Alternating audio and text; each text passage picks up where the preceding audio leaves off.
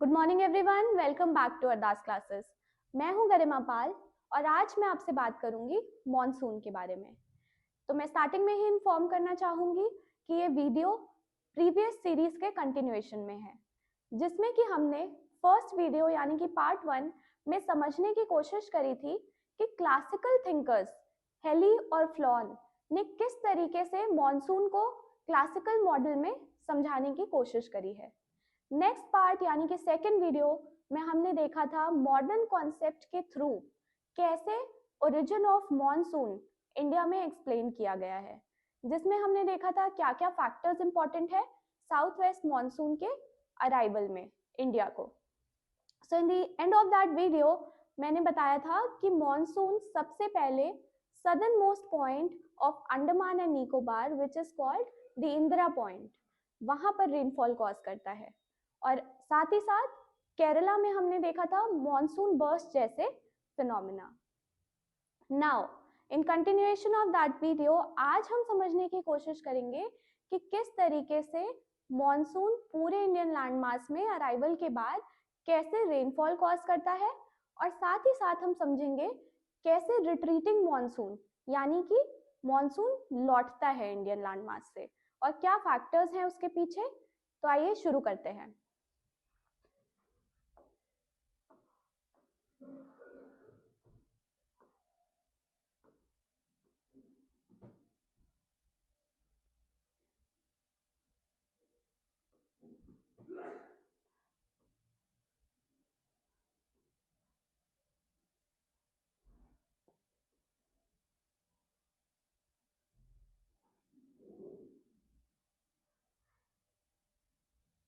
तो यहाँ पर हम एक इमेजिनरी मैप बनाएंगे मॉनसून की डायरेक्शंस को समझने के लिए।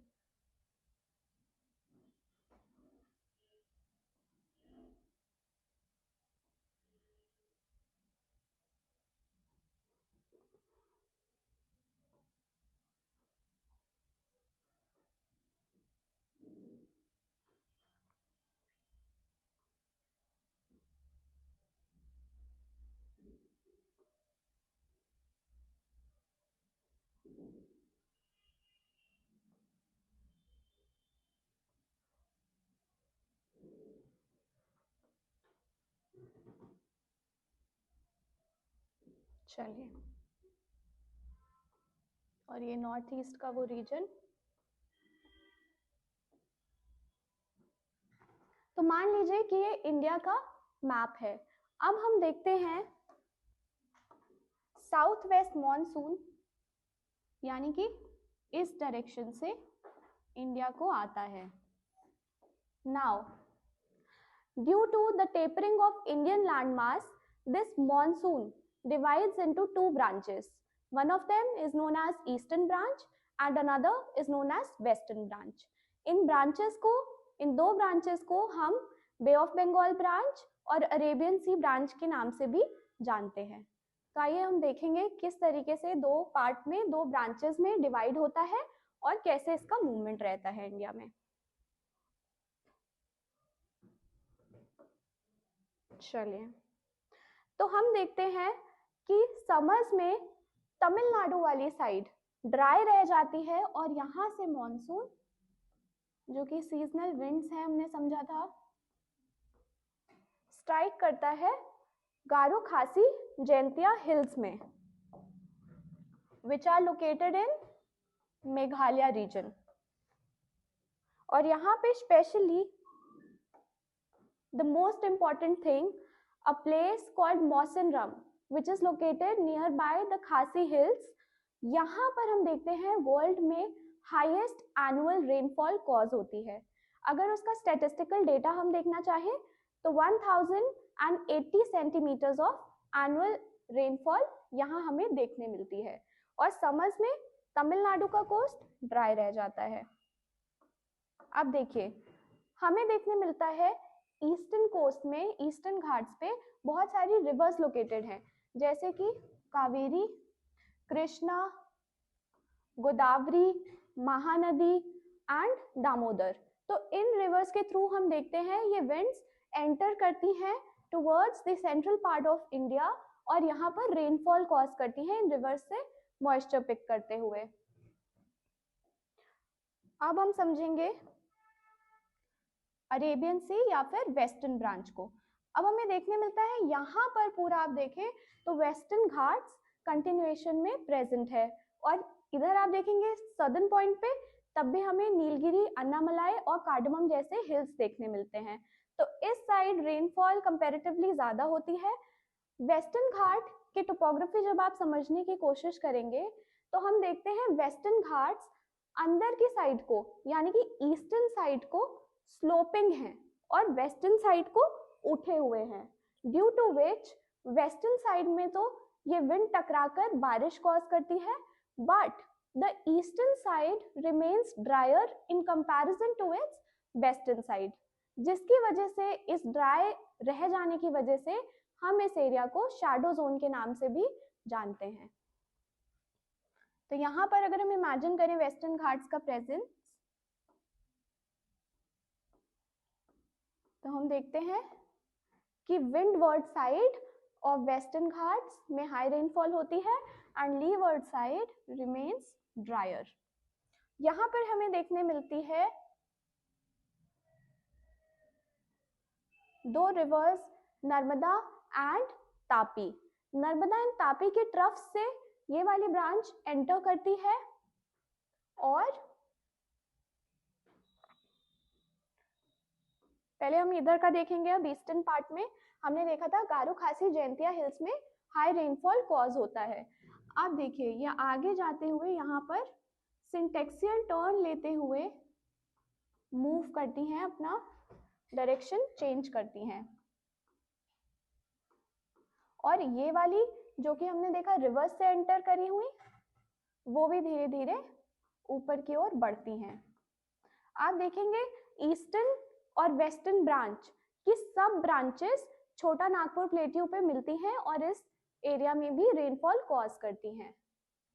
साथ ही साथ आगे बढ़ते हुए हम देखते हैं राजस्थान में यहाँ पर अरावली रेंजेस प्रेजेंट है। तो अरावली रेंजेस के पैरेलल जाता हुआ वेस्टर्न ब्रांच आगे बढ़ता है और ईस्टर्न ब्रांच से पंजाब हरियाणा के प्लेन्स में जाकर ये दोनों ब्रांचेस मिल जाती हैं। आप देखेंगे अरावली रेंज के पैरेलल ये विंड्स मूव कर रही हैं। So again the western side, the western Rajasthan remains dryer, और इसी रीजन में हमें थार डेजर्ट की प्रेजेंस देखने मिलती है। अब देखिए अगर हम इस ड्यूरेशन को समझने की कोशिश करें तो दिस इज समवेयर अराउंड सितंबर। तो मंथ ऑफ सितंबर में हम देखते हैं दोनों ब्रांचेस मर्ज करती हैं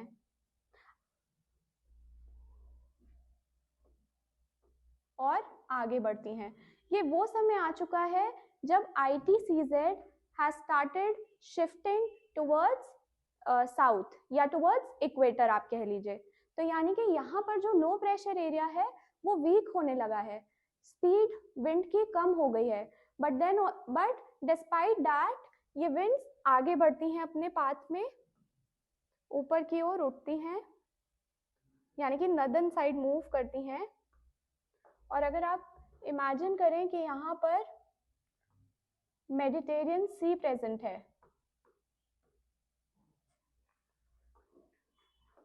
इस रीजन में हम देखते हैं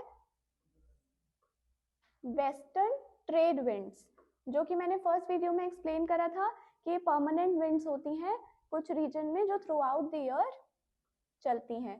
ये भी इंडिया की तरफ को बढ़ रही हैं इस समय पे।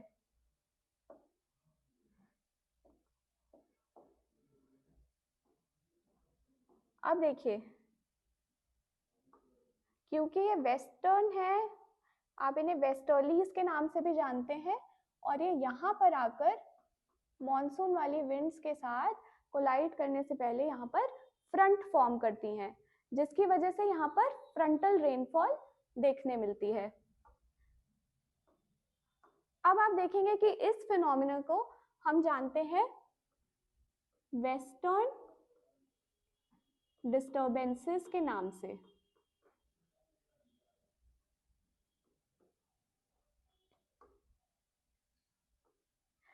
आप देखेंगे इन दोनों विंड्स का नेचर अलग अलग होता है। अब जिसके कारण यहाँ फ्रंटल रेनफॉल कॉज होती है और इस मॉनसून को यहाँ से रिट्रीट करना पड़ता है, यानी कि लौटना पड़ता है। जिस रास्ते से हमने देखा था कि मॉनसून आया, उसी रास्ते से मॉनसून को वापस लौटना पड़ता है। साथ ही साथ यहाँ पर एक और बहुत important factor, the presence of jet streams. ये वही जेट स्ट्रीम्स हैं जिनके बारे में हमने जब ओरिजिन ऑफ मॉनसून को समझा था तब भी बात करी थी। तो हमने देखा था कि ये जेट स्ट्रीम्स के प्रेजेंस की वजह से इनिशियली जब मॉनसून विंड्स आती हैं उनको रिट्रीट करना पड़ता है in form of loo and in form of pre monsoon showers such as cherry blossom in Karnataka. उसके बाद हमने देखा था कि due to the shifting of ITCZ towards the north, ये विंड्स जो थी यानी कि जेट स्ट्रीम्स जो थी ये नॉर्थवर्ड शिफ्ट कर गई थी और तभी मॉनसून को वो स्पेस मिल पाया था जिसके कारण ये हवाएं ऊपर उठ पाई थी। बट अब हम देखते हैं कि ये जेट स्ट्रीम्स वो समय आ गया है कि फिर से लौट आई है अपनी ही पोजीशन पे, यानी कि हिमालयास के ऊपर। तो ये हवाएं यहाँ से अगर रिट्रीटिंग मॉनसून उठने की भी कोशिश करे ऊपर तो इनको रिटर्न होना पड़ता है और ये उसी पाथ से होते हुए वापस लौटती हैं। अब देखिए, जब हमने हेली का कॉन्सेप्ट समझा था यानी कि थर्मल कॉन्सेप्ट समझा था, तब हमने देखा था कि विंटर सीजन में जो लैंड मास है वो कंपैरेटिवली कूलर होता है दैन वाटर पार्ट। तो यानी कि विंटर का समय आ चुका है। This is somewhere around the end of November और दिसंबर और स्टार्टिंग ऑफ दिसंबर। तो यहाँ पर कैसा जोन है? Low pressure zone. तो ये विंड्स इधर की तरफ को मूव करती हैं और यहाँ पर लो प्रेशर होने के कारण इनकी स्पीड तेज होती है, ड्यू टू विच ये साइक्लोनिक मोशन में मूव करने लगती हैं। यहाँ से मॉइस्चर पिकअप करते हुए साथ ही साथ स्पीड में ये विंड्स लौटती हैं और तमिलनाडु का कोस्ट यानी कि कोरोमंडल कोस्ट, जो कि हमने देखा था समर्स में ड्राई रह गया था, अब यहाँ पर बहुत रेनफॉल कॉज करता है रिट्रीटिंग मॉनसून यानी कि लौटता हुआ मॉनसून। अगर आप रिट्रीटिंग मॉनसून की डायरेक्शन समझने की कोशिश करें तो यहाँ से हमें देखने मिला था कि नॉर्थ वेस्ट से ये रिट्रीटिंग मॉनसून मूव कर रहा था साउथ के टुवर्ड्स, यानी कि साउथ ईस्ट के टुवर्ड्स। बट यहाँ पर हमने फिर से देखा इसकी डायरेक्शन क्या हो गई है, नॉर्थ ईस्ट से साउथ वेस्ट के टुवर्ड्स। अब ये रिट्रीटिंग मॉनसून यहाँ पर मैंने कहा हैवी रेनफॉल कॉज करता है कोरोमंडल कोस्ट पे, क्योंकि इंडिया ट्रॉपिकल जोन में लाई करता है और ये जो विंड्स हैं साइक्लोनिक मोशन में है। So this phenomena is known as tropical cyclone rainfall. तो इस तरीके से हमने कोशिश करी है मॉनसून को समझने की, साथ ही साथ रिट्रीटिंग मॉनसून को देखने की। तो जिन्होंने पहले वाले वीडियोस नहीं देखे हैं, मैं रिक्वेस्ट करूंगी कि आप उसको देखें पहले और फिर इसको समझने की कोशिश करें तो बेहतर समझ पाएंगे। साथ ही साथ आई होप ये सीरीज आपको हेल्प करे मॉनसून को समझने में, एग्जाम को डील करने में, क्वेश्चंस को डील करने में। और बने रहिए अरदास क्लासेस के साथ, फिर मिलेंगे नेक्स्ट टॉपिक के साथ।